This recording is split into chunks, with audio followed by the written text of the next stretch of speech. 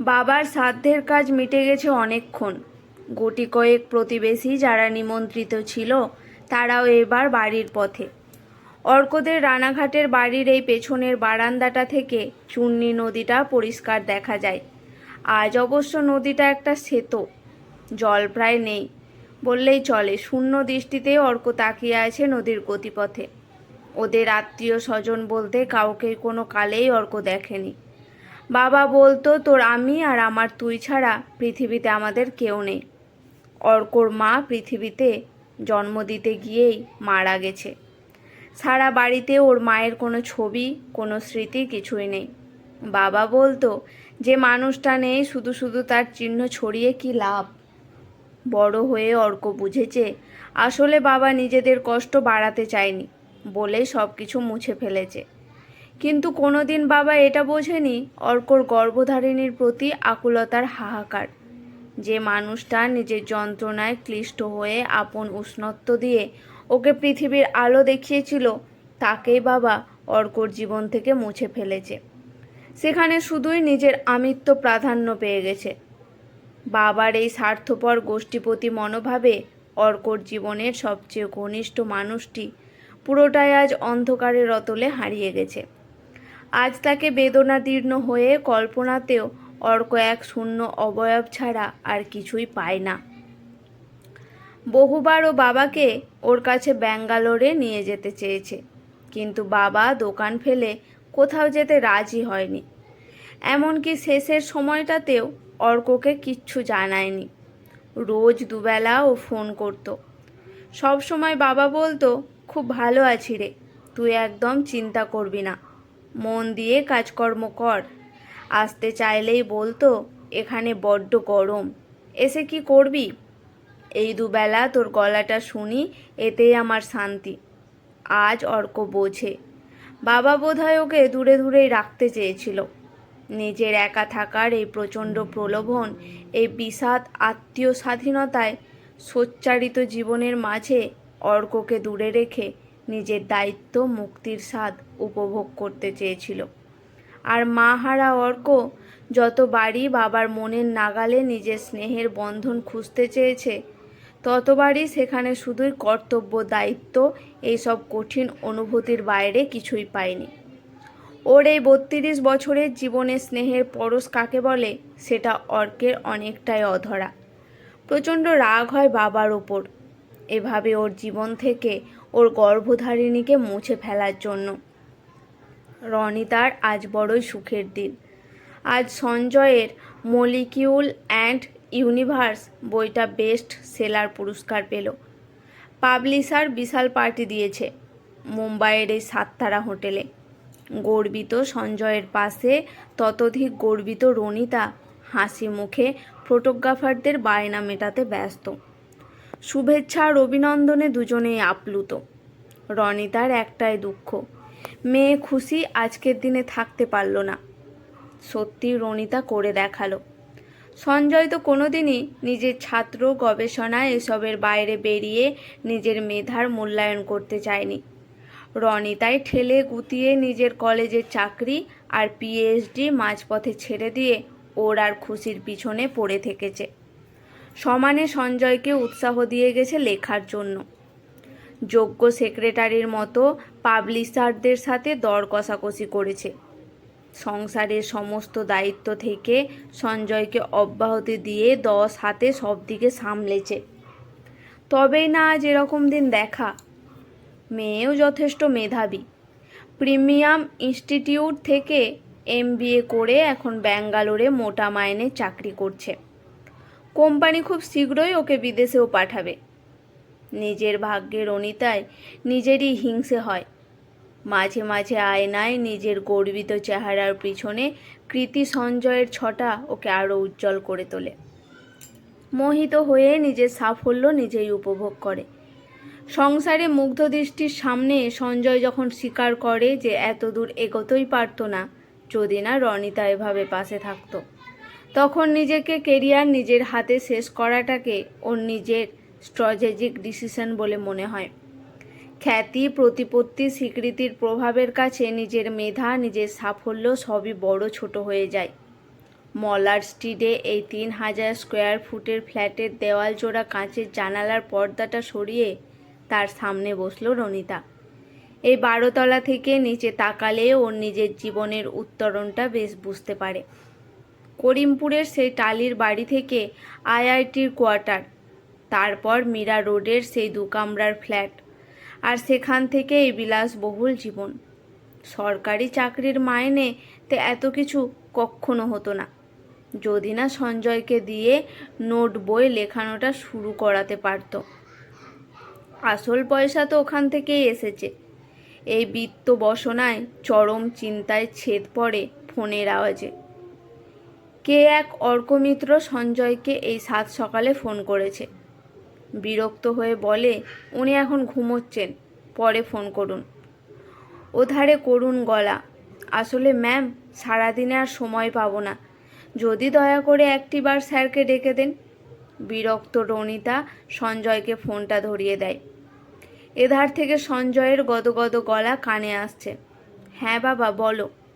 না না ঠিক আছে, তোমরা সবাই ব্যস্ত এখন। তোমার বাবার খবরটা পেলাম, ভেরি আনফরচুনেট। হ্যাঁ হ্যাঁ নিশ্চয়, আমার মেয়েও তো ওখানেই এখন। হ্যাঁ, এই বছর 3 হলো চাকরি করছে। এবার গেলে তোমার সাথে একটা গোটা দিন কাটাবো। ঠিক আছে, ভালো থেকো। হাসি হাসি মুখে সঞ্জয় রনিতাকে বলে, এই ছেলেটাকে তোমার মনে আছে? রনিতার জিজ্ঞাসু চোখের দিকে তাকিয়ে বলে, আরে এর বাবা একবার আমাদের সাথে ট্রেনে আইআইটিতে এসেছিল। সেই খুব ভিড়ের মধ্যে এর বাবা তোমার সব লাগেজ তুলে দিল। এবার রনিতার হালকা মনে পড়ে, ও সেই মুদির ছেলে, তা কি করছে এখন? দারুণ চাকরি করছে, খুবই ব্রিলিয়ান্ট তো। আমি তো ভাবছি এবার ব্যাঙ্গালোরে গেলে খুশির সাথে আলাপ করিয়ে দেব, জামাই হিসেবে ভালোই হবে। এবার রনিতা ঝংকার দিয়ে ওঠে, তোমার কি মাথা খারাপ? শেষে মুদির ছেলে জামাই? না না, ওর বাবা কিছুদিন আগে মারা গেছেন, মা তো ছোট থেকেই নেই, একেবারে ঝাড়া হাত পা। তুমি গড়ে পিঠে নিতে পারবে? সঞ্জয়ের চোখে রনিতার লোভ দেখতে পায়। নিজের এতদিনের স্বার্থপরতার আকাঙ্ক্ষা, ক্ষমতার লালসা, প্রয়োজনে মানুষকে স্বার্থের সিঁড়ি বানাবো, সবাইকে নিজের বশে রাখবো। মোহ সঞ্জয়ের মধ্যে এভাবে সংক্রমিত হতে দেখে একটু হলেও ও চমকে ওঠে। কিন্তু কেন? অর্থবিত্তের চূড়ায় বসে জগৎকে করুণা করতে চেয়েছিল ও। ওর স্বামী, সন্তান, সকলের জীবনের সুতোটা নিজের হাতে রাখতে চেয়েছিল।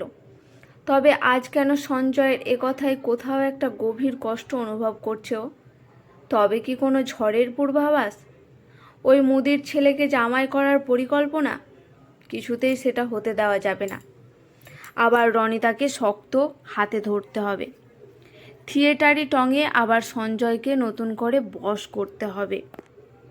এবার সঞ্জয় সিল্ক বোর্ডের বাস স্টপ দূর থেকে খুশিকে দেখালো অর্ক।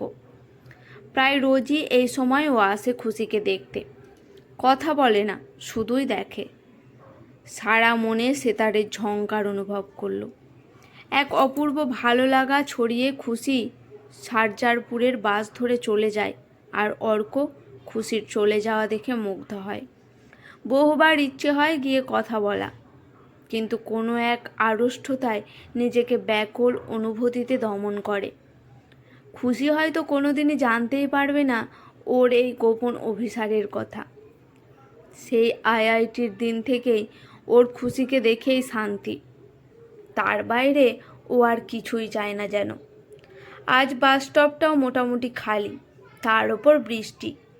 অর্ক চুপচাপ দাঁড়িয়ে কদিন ধরে খুশির পাত্তাই নেই। কে জানে, হয়তো বাড়ি গেছে। অর্কর মতো ওর তো আর আত্মীয়হীন বন্ধুহীন জীবন নয়। এই সব দিনগুলোতে অর্কর ওর মায়ের কথা মনে পড়ে, যার কোনো ছবি ওর কল্পনাতেই নেই। হঠাৎ পেছন থেকে একটা মহিলা কণ্ঠ, এক্সকিউজ মি। চমকে পেছনে তাকিয়ে দেখে খুশি। Can you please help me to fix this umbrella? Arko তুতলে যায়। তুমি আপনি সঞ্জয় স্যারের মেয়ে না? এবার খিলখিল করে খুশি হেসে ওঠে। অর্কর মনে হয় একটা বড়সাই মুক্তোর মালা ছিঁড়ে ছড়িয়ে পড়ল এই বর্ষা থই থই সিল্ক বোর্ডের রাস্তায়। অজস্র বীণা বেজে উঠল চারদিকে। ওর হাঁ হয়ে যাওয়া মুখের দিকে তাকিয়ে খুশি বলে, ছাতাটা না বন্ধ করতে পারছি না, একটু দেখো তো। কোনো ক্রমে ছাতাটা বন্ধ করে খুশির হাতে তুলে দেয়। খুশি গল গল করে অনেক কথা বলে যাচ্ছে, যার অর্ধেকই অর্কর কানে ঢুকছে না। হাঁ করে তাকিয়ে আছে ওর মুখের দিকে। বিশ্বাসই হচ্ছে না যে এমন দিন ওর জীবনে আসতে পারে। চিরকালের মুখচোরা অর্ক খুশির সান্নিধ্যে নিজেকে পেয়ে মনে মনে ৩৩ কোটি দেবদেবীকে ধন্যবাদ জানায়। ওর অন্তরের মরা গাড়ে সুরের বান ডাকে। কেটে গেছে প্রায় ১ মাস। অর্ক আর খুশির মধ্যে একটা বন্ধুত্বের সম্পর্ক দানা বাঁধতে শুরু হয়েছে। এখন আর অর্ক লুকিয়ে খুশির চলে যাওয়া দেখে না। দুজনেই একসাথে বাড়ি ফেরে। খুশিকে ওর পিজিতে নামিয়ে দিয়ে ডোমস্টানটা অবধি হেঁটে আসে। খুশিকে অজুহাত দেয়, দুটোই তো স্টপ, হেঁটে গেলে একটু এক্সারসাইজ হয়। আসলে ওই সময়টুকু মনে মনেও খুশির সঙ্গটুকুর অনুরণন শোনে। অনুভবে কল্পনায় নিজের সম্ভাব্য ভবিষ্যৎকে কাছে পেতে চায়। টুং করে ফেসবুকে একটা নোটিফিকেশান ঢুকলো। চলতে চলতেই অর্ক ফেসবুক খুলে দেখে খুশি আজ বাসে তোলা ওদের দুজনের সেলফি পোস্ট করেছে। ক্যাপশন দিয়েছে, যদি ভাগ করে নাও দুঃখ সূক্ষ্ম। আবার সেতারের ঝংকার। থাকতে না পেরে ফোন করে খুশিকে বলে, ফেসবুকের ক্যাপশনটা ঠিক বুঝলাম না। হাসতে হাসতে খুশির উত্তর, ধুর বোকা, আমরা না বন্ধু, তাই সুখ দুঃখ ভাগ করে নেওয়ার কথা লিখলাম। দুজনে এবার হেসে গড়িয়ে পড়ে। বাকি রাস্তাটা ফোনে কথা বলতে বলতেই পার হয়ে যায়। হয়তো দুজনেই ভাবে এভাবেই কি অন্তহীন কথার সাগর সাঁতরাতে পারবে দুজন একসাথে। আজ শনিবার। একটু বেলা করেই অর্ক ঘুম থেকে ওঠে। আজ দুপুরে ওরা দুজন সিনেমা দেখতে যাবে, কথা আছে। খুশির বাবা মা দুজনে এখন কিছু একটা কাজে জার্মানি গেছেন। ফেরার পথেই ব্যাঙ্গালোরে আসবেন এরকম কথা আছে। এক গাদা জামা কাপড় কাচতে দিয়ে অর্ক আবার শুয়ে পড়ে। ফোন হাতে নিতেই টুং করে একটা হোয়াটসঅ্যাপ আসে, একটা অচেনা নাম্বার থেকে। বেশ একটা বড় সড়ো একটা মেসেজ। অর্ক, তোমায় কোনো দিন এরকম কিছু লিখতে হবে তা কল্পনাতেও ছিল না। তাও পরিস্থিতির চাপে পড়ে তোমায় কিছু কথা জানানোটা জরুরি। গৌরচন্দ্রিকা না করে আসল কথায় আসি। তোমায় আজ একটি মেয়ের গল্প বলবো। গল্পটি একান্তই ব্যক্তিগত। আশা করি তার সম্মান তুমি রাখবে। সালটা 1991। মেধাবী মেয়েটি কলকাতায় এমএসসিতে পড়তো। বাড়ি তার আধা গ্রাম আধা শহর। বাড়িতে বিধবা মা আর 2 বোন। সকালে লোকাল ট্রেনে কলকাতায়, আবার ক্লাসের শেষে বাড়ি। পড়াশোনার বাইরে তার জগৎ বলতে বিশেষ কিছুই ছিল না।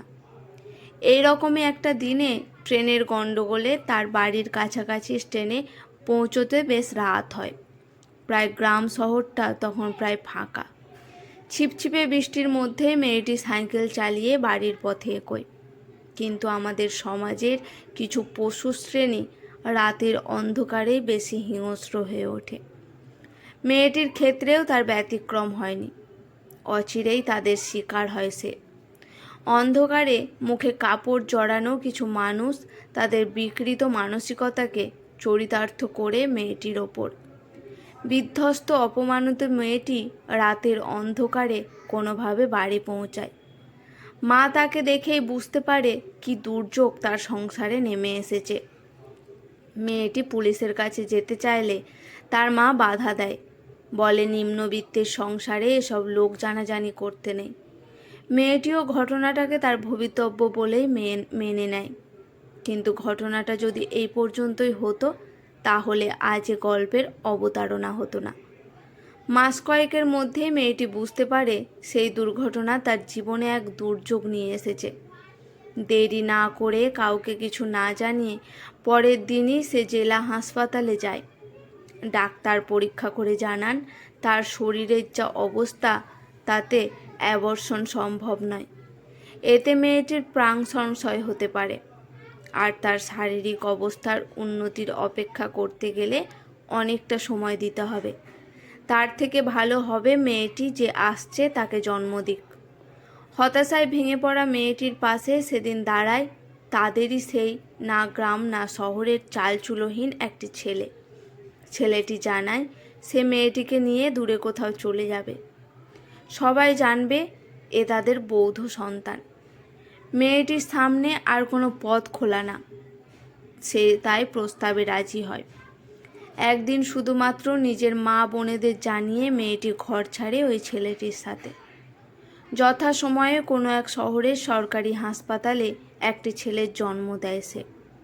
ঘৃণা, ক্রোধ, অপমানে কোনো দিন সে তার সন্তানকে ভালো করে দেখেই না। শুধুমাত্র মায়ের কর্তব্যটুকু ছাড়া শিশুটির প্রতি কোনো দায় রাখে না সে। আবার পড়াশোনা শুরু করে। শিশুটির যখন 6 মাস বয়স তখন মেয়েটি একটি রিসার্চ অ্যাসিস্ট্যান্টের কাজ পায় একটি ল্যাবে। বাড়ি থেকে বেরিয়ে এসে একা একা থাকতে শুরু করে। অতীতের সাথে সব সম্পর্ক শেষ করে দেয়। এই সময় তার বর্তমান স্বামীর সাথে আলাপ, প্রণয় ও পরিণয়। বহু বছর বাদে যে ছেলেটির সাথে সে ঘর ছেড়েছিল তার সাথে দেখা হয়, আর তার সাথে হয়তো ছিল তার গর্ভজাত সেই অস্বীকৃত সন্তান। কেউই কাউকে চিনতে চায় না। সময়ের স্রোতে এগিয়ে যায় নিজের মতো করে। নিশ্চয়ই তোমার জানতে ইচ্ছে হচ্ছে এরা কারা, কেনই বা তোমায় এসব কথা বলছি। অর্ক, আমি মিসেস রনিতা গুহ, ডক্টর সঞ্জয় গুহর স্ত্রী আর খুশির মা। দুর্ভাগ্যবশত আমি তোমার বায়োলজিক্যাল মাদার, কিন্তু তোমার বার্থ সার্টিফিকেট ছাড়া আর কোথাও আমি তোমায় স্বীকৃতি দিইনি। বিকাশ তোমার পালক বাবা, আর তার কাছে আমার কৃতজ্ঞতার শেষ নাই। আমার দুর্দিনে যেভাবে সে আমার পাশে ছিল তা অতুলনীয়। তার বদলে সে আমার কাছে কোনোদিনই কিছু চায়নি, শুধুই দিয়ে গেছে। সে জানতো আমার মেধা, আমার উচ্চাকাঙ্ক্ষা একদিন তার থেকে আমায় দূরে সরিয়ে রাখবে। ভালোবাসাহীন সম্পর্ক থেকে একদিন আমি বেরিয়ে যাবই। তবুও আমায় সহযোগিতাই করেছে, কিন্তু তোমায় আমি কোনোদিন স্নেহ করতে পারিনি। কথায় বলে মা সন্তানের মুখের দিকে তাকালে সব ভুলে যায়, কিন্তু যতবার আমি তোমার মুখের দিকে তাকিয়েছি সেখানে আমার নারীত্বের চরম অপমান ছাড়া আর কিছুই দেখতে পাইনি। তোমার মুখ আমার অন্তরের দগদগে ঘাটাকে প্রতিনিয়ত খুঁচিয়ে গেছে। না চেয়েও খুশি তোমার হাফ সিস্টার। স্তম্ভিত অর্ক বুক ভাঙা কান্নায় ফেটে পড়ে। বাবা, আমার বাবা, চিরদিন তোমায় আমি ভুল বুঝেছি। তুমি আমার পালক নও, তুমি তো আমাকে ধারণ করেছ তোমার শরীরে নয়, তোমার চেতনার গর্ভে। তুমি আমার প্রকৃত গর্ভধারক। পাশে তখন খুশির ফোন বারবার বেজে বেজে কেটে যায়। নির্বাক অর্ক সজল চোখে ফোনের দিকে তাকিয়ে থাকে। মনে মনে বাবার জন্য তার হাহাকার ওঠে। আজকের এই গল্পটি কেমন লাগলো অবশ্যই জানাবেন। যদি ভালো লেগে থাকে আমার চ্যানেলটি সাবস্ক্রাইব করে পাশে থাকবেন। আজকের মতো এখানেই সমাপ্ত।